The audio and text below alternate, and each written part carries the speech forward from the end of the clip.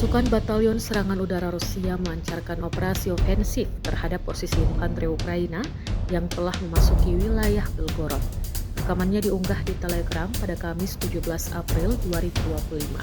Dalam serangan terkoordinasi ini, pasukan Rusia mengklaim berhasil membakar dan menghancurkan titik pertahanan musuh melalui serangan darat dan udara.